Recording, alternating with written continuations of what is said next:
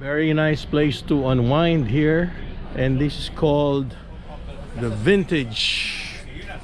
Yes, and around it there's the next cruise if you want to go on another cruise here at the Royal Caribbean.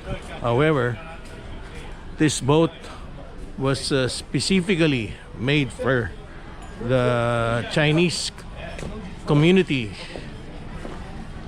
and I would say 80% of the people going here are Chinese, and this normally goes to Shanghai to dock, and that's the main dining. And if it's full, you just go on the other level, which you can probably see on the video. So there's actually